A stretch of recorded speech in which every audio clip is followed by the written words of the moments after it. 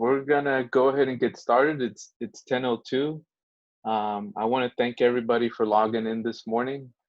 Um, I know we have a lot of information today, so if you just logged in, the session is being recorded, and we want to remind everyone to any questions you have throughout the presentation, please ask it through the chat. Keep yourself muted. And just as a disclaimer, this webinar is not intended for press purposes. So if you're part of the press, please disconnect. If you want to reach out to us, we'll have our contact information available so that you can contact us. So thank you again, everyone, for joining. Today, we have some information on the HCA Medical City Plano project parking lot overview. We want to thank DPR for reaching out to us and giving us the opportunity to provide this information. Here's a quick view of the agenda. So we have, again, a lot of information we'll cover in the next hour. Ask your questions through the Q&A button. At the end of the session, there is a portion where these questions will be answered, and also we'll get a transcript of those questions and make sure that you get them. And so at this point, I would like to introduce my boss, Mr. John Martinez, so he can give you guys a welcome. Thank you. Good morning, everyone, and thank you, Julio. We are definitely excited. DPR, we've had a relationship with DPR for the last few years. They're a great company. They're one of the top 50 general contractors in the country. So they certainly have a good reputation. And if you haven't had a chance to look them up on their website and get them to know a little bit more, I certainly encourage you to do so. Like Julio said, there's an opportunity here to kind of get to know the team. And I know in this time of virtual introductions and stuff is difficult. So I ask everybody to have your camera on, encourage you to use the chat session to answer the questions so that you can become as knowledgeable as you can. We're excited about this project, especially in this time of COVID, that we're looking at improving hospitals so that we're as prepared as we can. So this is an exciting project on many levels. RHCA, the two things that we do is, one is we want to do exposure to projects like today. It was a quick turnaround on this project, but we knew it was an important project, and we wanted to make sure each and every one of you got the information and had the contacts. So looking for projects, I think RCA does that well and gets that to you. And then also on the training opportunity and exposure.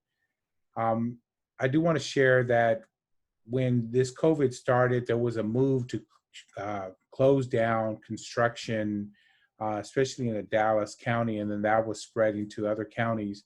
And I remember that weekend, we literally worked 24 hours a day for that whole weekend and explaining to Dallas County and others that construction has always had a safety protocol, and that all we needed to know what were the protocols for COVID, and that we could implement those as quickly as possible. And we avoided that closure of construction projects. So with that being said, Julio, and I think there's some information we'll share with you on the safety aspect. So you saw at the beginning of the slide, we had a COVID logo. We want to make sure that all the projects are safe, and DPR is known for their safety. So I know that will be adhered to, but RHCA can help you with that. And with that, welcome, get as much knowledge, jot the names down, get to know who these people are. DPR will have this project and other projects on the road, and it's a good pipeline for business connections. Thank you, everyone. Okay, thank you. So my name is Julio. I am with the RHCA. I am the Vice President of Programs, and my role with the organization is I manage the business development for the architecture, engineering, and construction side. Like I said, we have a lot of information on the next slide. what I want to do is, while I go over this information, we know that safety is a critical component to construction. So what I'm going to do is I'm going to put a link in the chat. I have a survey that it literally is about 30 seconds to complete. But this information that you guys will answer for us it's critical so that we can help provide services and training opportunities at most of it is at no cost. So I just put it in the chat. If you can take a few seconds and click on that link and open up the link and answer some of these questions while we go over the information we have. Go ahead, go to the next slide. So one of our top programs that we have is safety training in the construction industry. For those of you who don't know, falls is the #1 cause of construction worker deaths and injuries. As you can see here by the statistics, it's #1 by a far margin. And I hate to say it, but every time we do these stats, Texas is #1 for construction worker deaths and fatalities. Texas has been #1 for a few years. Each year we train several hundred. The last few years we've trained about 1,000 people each year on safety training. We have some free training opportunities coming up. OSHA has the Safe and Sound Week, which is August 10th through the 16th. We have some fall protection opportunities there in English and Spanish. Also, there is the National Safety Stand Down in September, where we'll provide some information on that. And on this slide, you'll see we have a webinar on August 14th. On the left-hand side, we'll discuss some of the heat stress. A big component right now is the heat, and providing that help is different now with COVID. So we'll go over what the best practices are on that. And then we do have two events coming up in October and November, our golf classic and our clay shoot. So if you're interested in that, please feel free to reach out to us. Go ahead and go to the next slide. One of the major changes that we did at the beginning of this year was that the mission statement was updated so that we could include the entire spectrum of the construction industry, which is architecture, engineering, and construction. What this allows is that now our members will get information on projects at a much earlier timeline. Most of the time, these projects come to an idea several years ahead, then they get designed, then they go out for bid. So that was the thinking of the evolution of the RHCA is now to include the architecture and engineering sides. Go to the next one. Next slide. Okay, on this slide, you'll see some of our corporate partners on our left-hand side. And for those of you who are not members, we highly encourage that you become a member. A lot of great benefits. I think we provide a lot of great information on project opportunities, not only construction, but on the A&E side. So if you're interested in becoming a member, please feel free to reach out to us, and here's the different membership levels. And again, I want to remind everybody to ask your questions through the chat, and I did put that link for the survey in the chat. And at this point, I'm going to turn it over to the DPR team so you guys can listen to what you came here for. Thank you.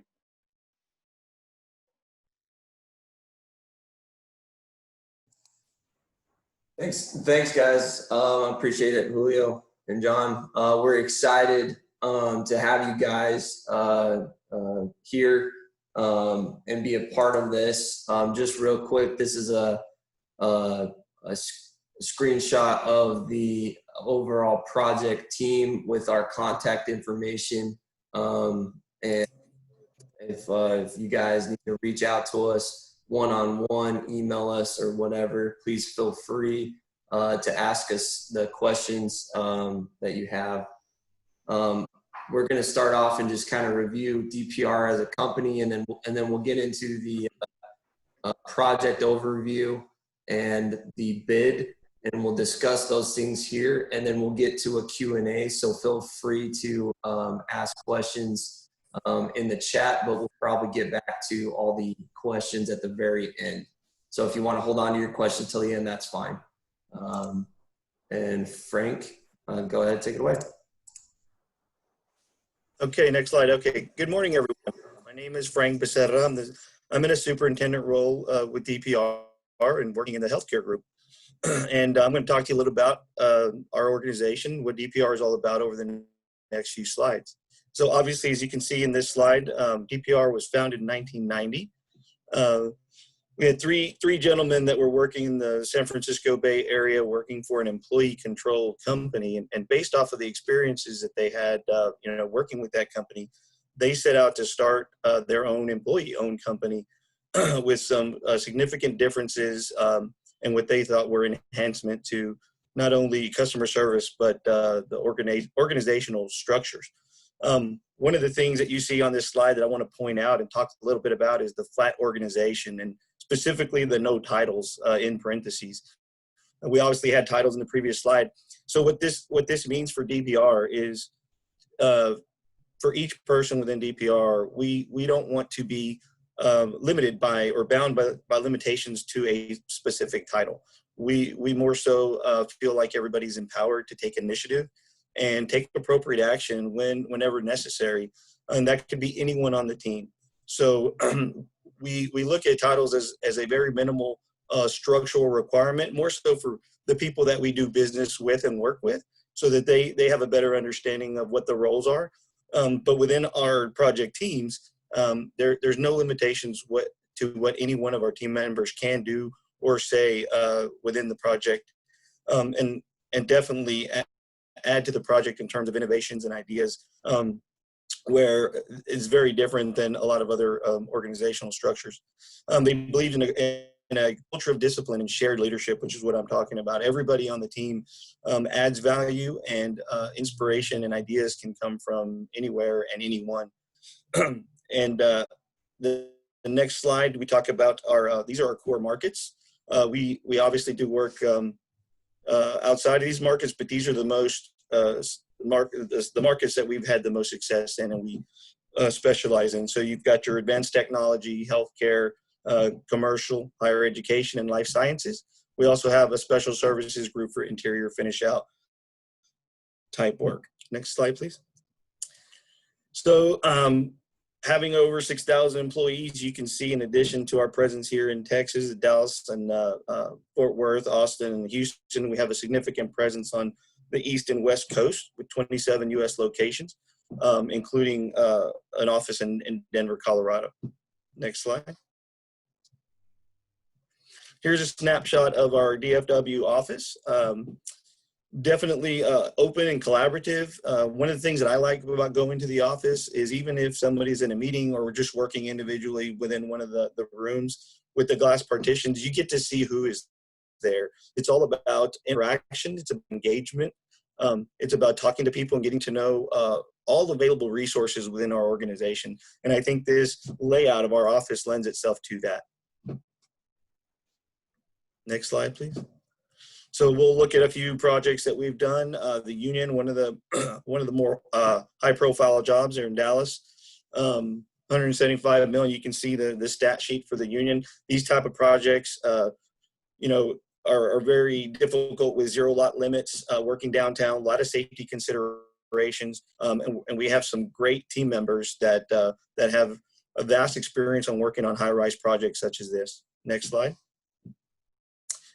Historical renovation work. These are also equally, if not more, difficult. If anybody's worked on these types of projects before, they're very involved. Many times when you're doing the remodel, you don't know what you're going to get into when you start demo, when you start going underground, and there's very many to follow. And we have, once again, some great team members that have some vast knowledge in this type of work. And of course, I'm partial to the healthcare.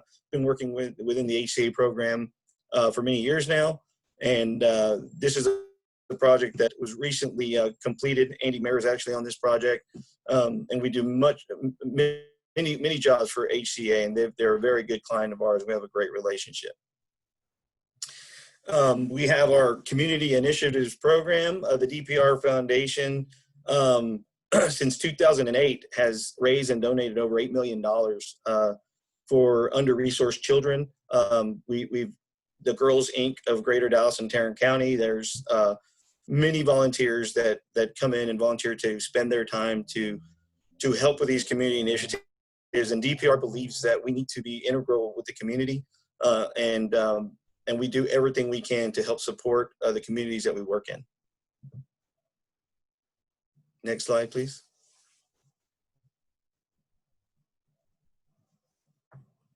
Okay, and with this, I'll turn it over to Andy Mayer to go over the project overview. Thanks, Frank. Like Frank said, Andy Mayer, project manager for this specific project, Medical City Plano. Health Corporations of America has been a client for DPR for the last 20 years. I've been fortunate enough to be working with them for basically the duration of the 3 years that I've been at DPR. And we've been on 4 or 5 campuses around the DFW area. So we've been in Arlington, Fort Worth. We're up at Frisco right now. Medical City is a huge client for us. There's always opportunity. Unfortunately, with this COVID situation, their in-hospital work has slowed down significantly because everybody wants to save bed space and patient space, and they don't want to renovate or whatever during this time frame. So that is a downside, but fortunately, they are a steady client and a very good client, and so they offered or put this parking garage out on it to us. So that's been nice. This is located in Plano on the Medical City campus in Plano, right off of 15th Street. Getting into some of the site logistics. So it's on the back end of the campus towards American Drive. We'll get to an overview. This is an overview or a site logistics plan of what we're considering. You can see that it's, I'm not going to say a 0 lot line, but it is very, very tight. And not only that, but we have helipads that are just south of the project. So we will be dealing with med flight, care flight, and they receive about 100 helicopters a month at this location. So we are taking the necessary steps to know to shut down work or do whatever we need to do to get out of the way to make sure that the patients are receiving the care that they need to at the time. It is a very tight site with office buildings. You can't really see it on this plan, but they do have medical office buildings surrounding this lot. So there is no access around the site. We did provide in this PowerPoint, and hopefully we can get this information sent out, the PowerPoint sent to you. There is a link in the PowerPoint that we went through with the 360 camera and took pictures of the surrounding area so that people can get familiar with the site virtually. But if you guys are going to bid it, we would recommend going out there and looking at it because the trees are substantial and there is some site restrictions for the project.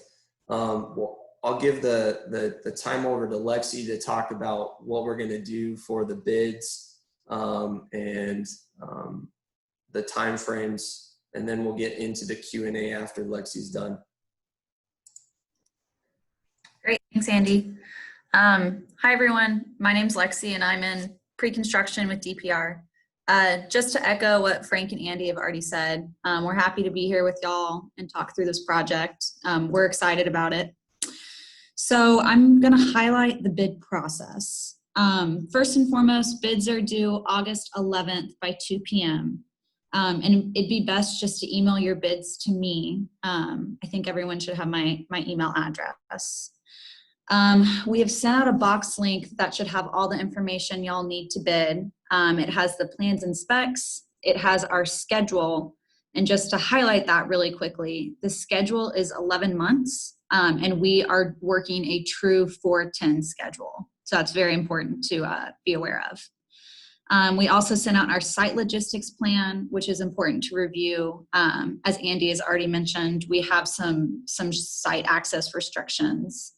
The box link also has our DPR bid forms and our DPR standard exhibits, which have things like our insurance requirements, safety requirements, a sample subcontract, and just general things like that.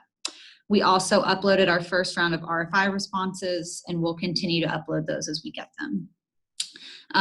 So now moving on, for anyone who hasn't worked with DPR or HCA before, I want to highlight some of the most important exhibits and attachments to look at in that box link.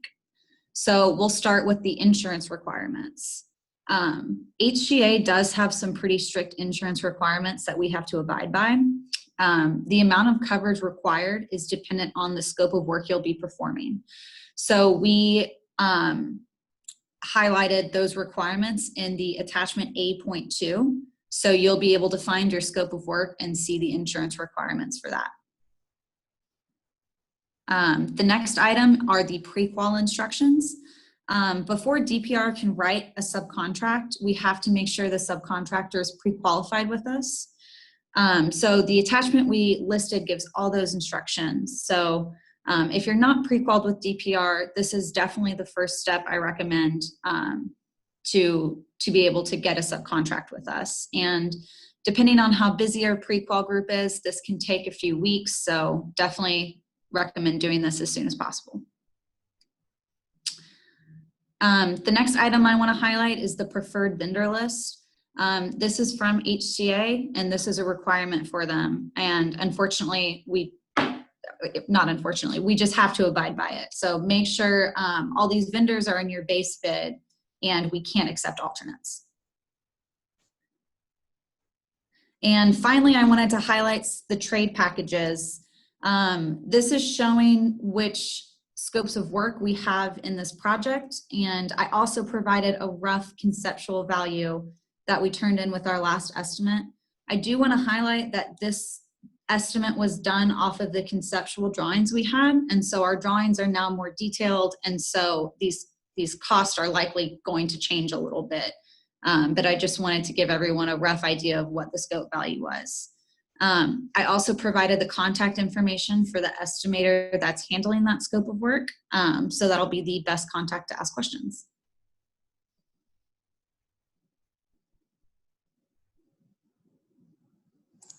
Well, that's kind of the short and sweet. Thanks, Lexi, for offering that. We'd like to open up the opportunity in the chat box for anybody that has questions regarding DPR, the project itself, and or the RHCA, whatever you guys need, we're open. So. Good question. Who's going to pay for the concrete pumping DPR or the concrete sub? So DPR is pursuing the self-perform portion of concrete. DPR self-performs the concrete with this client, but they competitive bid out the pumping. So you're more than welcome to contact DPR for that.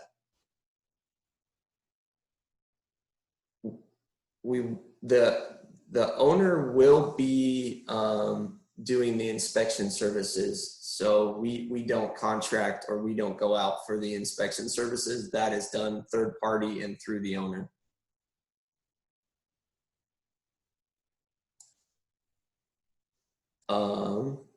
Lexi, did you want to take, let's see, address the first three on the pre-qual, the last two indicated.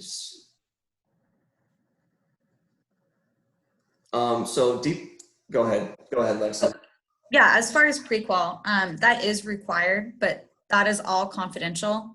We actually have a separate group. They sit in Phoenix, and they only handle pre-qual, so that's their job. We will never see that, but all of that information is required in order to get pre-qualed with us.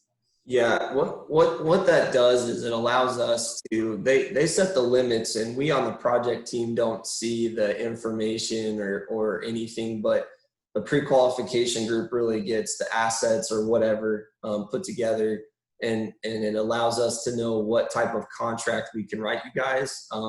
There might be, depending on your bond limit, I mean, there's a ton of variables, but basically we track within our system each sub. So if we start writing, you know, we build a relationship with you and we start writing you 3 or 4 or 5 contracts, we can track you within our system and know how many contracts we have out based off of your pre-qualification. So it's a big process.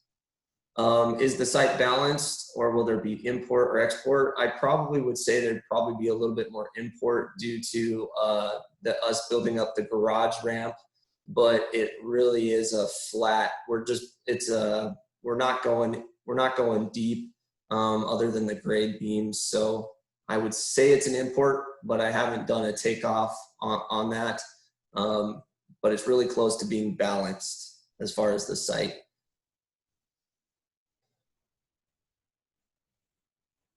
Can we get your bidders list so we can have our paint contractor bid on future projects with you? Hey, Andy, I just responded to that. For any questions like that specific to bidding, please just send me an email, lexih@dpr.com, and I'm happy to help you out with that. Okay. Are the dirt quantities provided through DPR, or can we get a CAD file? The quantities are not provided by DPR, and typically we rely on our earthwork contractors to do their takeoff and provide the quantities. Will there be a need for temporary climate control or dehumidify? Yeah, probably not on this job. It being an open parking garage, we probably won't need to climatize anything. Frank, I don't know if you've got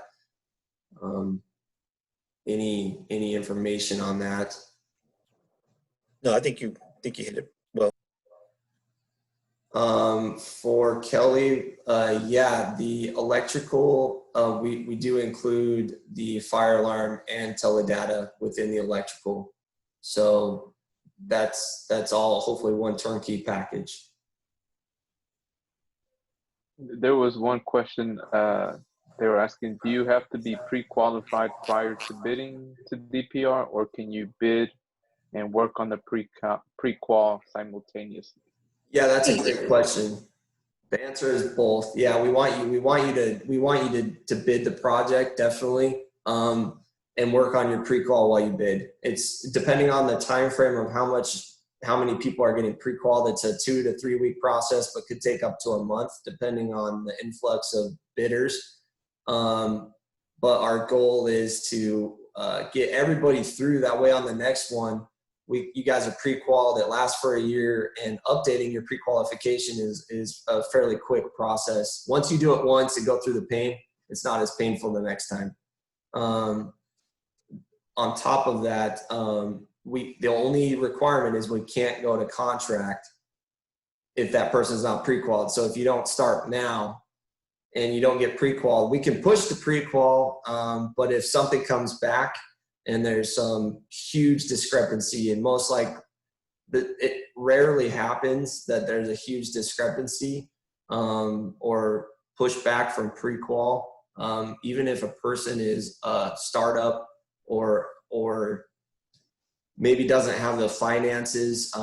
It's a conversation starter, right? It's not like we put or draw a line in the sand and say, oh, just because you're a startup or because you don't have this or that, we can't do the work with you. But it's hey, maybe we'll talk about bonds, or maybe we'll talk about whatever the case may be. It's a conversation starter, and allows us to understand what type of contract and how we can negotiate with you guys better through our pre-qual process. Will it be turnkey concrete, or will it be separated for rebar? So it is turnkey. And we're pushing that through our DPR self-perform. So That's where we're going. Do all subs need to be bonded? No, unless our pre-qualification process requires a bond. And they're the ones that kind of establish that for us. Can you touch a little bit more on the concrete scope? If you guys will consider other numbers, or is it just self-performed? Oh, per our client, we have to competitively bid. So absolutely, will we accept other numbers? I don't know, but DPR is pursuing it very heavily. So, but you're welcome to send your bids in. There are some additional requirements, and I'd like to talk to that person offline. And so if they want to message me privately or get my phone, we have some additional requirements with the owner. And we didn't want to go into that just because it's not hairy. It's just a lot more information.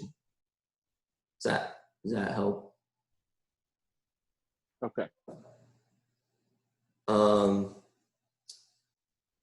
The estimated start date for the job is roughly beginning of November, and it's 11-month duration. Depending on how quick the owner gets the contract back to us is when our start date can flex or adjust, right? So if the owner gives us an executed contract, we could start in October. If they drag their feet, could be December, but our plan is beginning of November. Can subs work a 510? For this specific project, the answer is no. We're bidding out a 410. If someone gets behind and needs to work that 5th day, that's a communication that we'll have on the job site level. And the answer would most likely be yes, because we don't want to fall behind and we can work that Friday. But the reason that we're going to a 410 on this project is that we're right across the street from a nursing home or a senior living. And they do not allow us to work on Sundays. So in order to make up an additional day, so if we get behind on a 5-day work week, we only have Saturday to make up the lot. If we lose time, we only have Saturday to make up. So the push is to get everybody onto a 410. That way we can use Friday and Saturday. If someone falls behind, we can use Friday and Saturday as a makeup day. Hope that helps. Where can we get the pre-qual information? Do you have a link, Lexi, that we can put in the chat? I can, but it also is in the box folder that we shared with everyone, but I can try to hunt down that link really quickly. Nancy, thanks for putting in the janitorial professional services. Appreciate that. You would contact me for that. And again, I know I'm beating a dead horse, but even for janitorial services, unfortunately, we have to go through pre-qual. Like for anything, we have to have the subcontractors pre-qual for whatever. So call me, but get into the pre-qual service, because our people that we have for cleaning services are already pre-qualified through the DPR process.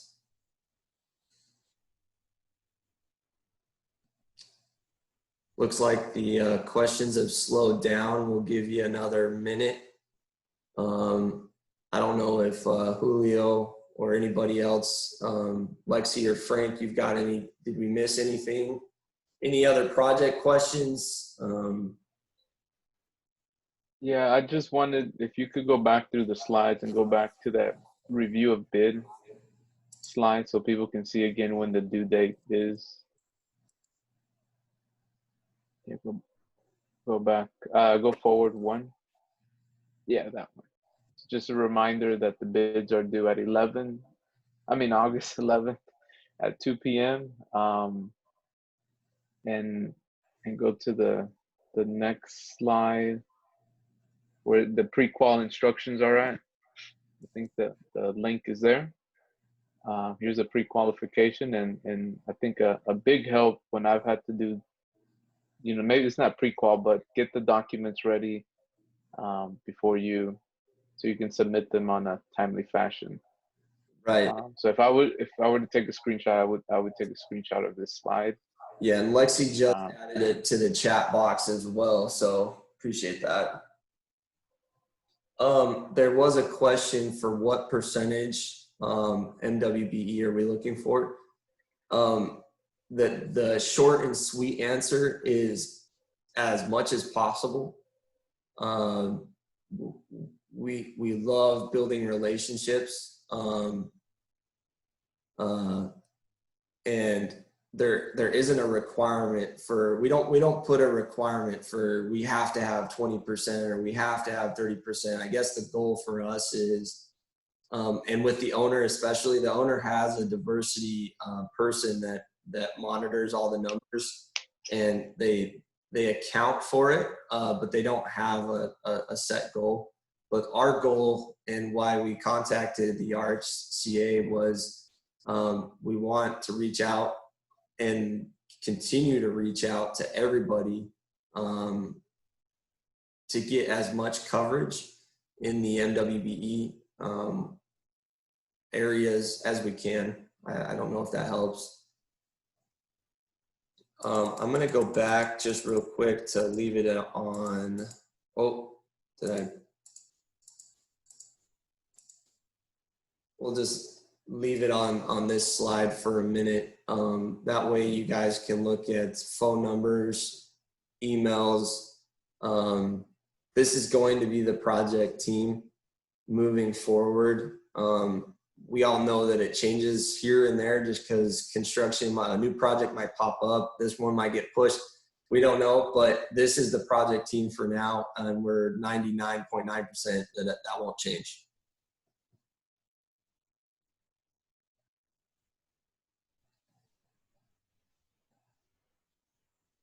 Is there a chance to bid for a trucking scope as far as haul off? Alex, can you? Yes, gosh, with DPR, maybe through our self-perform group, they might have some haul off. But I would say that would most likely fall under earthwork, whoever's doing the earthwork.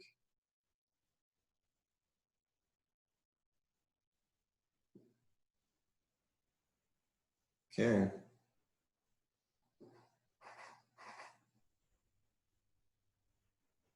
Did we miss anybody's questions?